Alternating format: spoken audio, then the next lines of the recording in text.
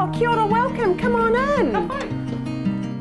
This hasn't been done in Ōtautahi before, a whole new concept really, and it's non-clinical.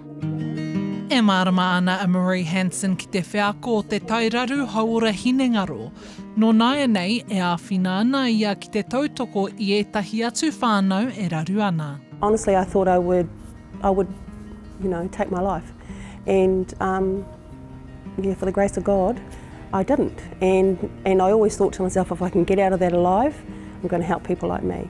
So this is Kō Tātou, the crisis recovery cafe for Ōtautahi. No tēnei wiki I tūwhera ai he wharekai tairaru e tūana ki Colombo Street I Ōtautahi.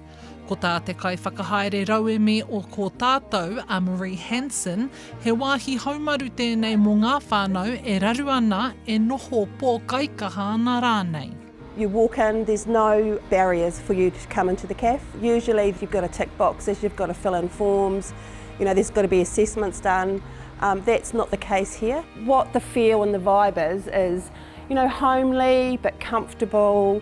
Someone can come in, just had a really rough day, feeling really emotional, crying, upset, just want someone to sit down and listen to them. So depending on the need, we could escalate it, but hopefully we wouldn't need to, but we can do that if we need to, because at the end of the day it's about the care for the person.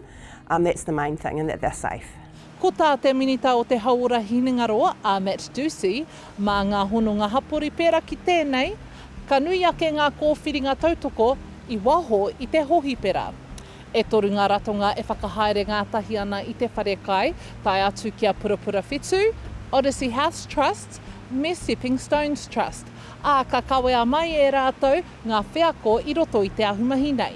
We've got mental health, we've got addiction and capability. So they're going to understand, and that relatability card that we play, because of our lived experience, is going to come to the forefront. So I would come to a setting like this because I would know that the people in here are no different to me. This construction part of it will be all going well, be finished in the next couple of weeks. E ai ki te rangahau o te aratika o te hauora hapori, he nui ake te tūponotanga kia whakaurua ngai Māori ki te hohipera mō te whara I a rātou anō. A he nui ake hoki ki te whakamahinga o ngā pūroi. E ai kia Hansen, koinei te take I wānangahia e rātou me ngā tāngata whaiora kia hanga whakaaro mō te whare nei. Once I had my last child, I had really bad postnatal depression, which led into clinical depression, anxiety. I tried to take my life several times. So the person that I am today is not that person, but I am that person, and there's always hope. Already yesterday we had a man at the door saying, "Are you open yet?" We've had a lot of interest from lots of different organisations, but Māori, this is just going to serve our people so well.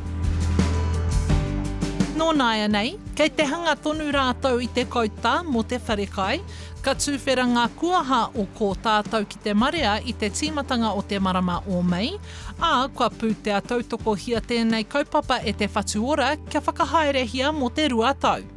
Hora Kairangi Nicholas, Tahu News.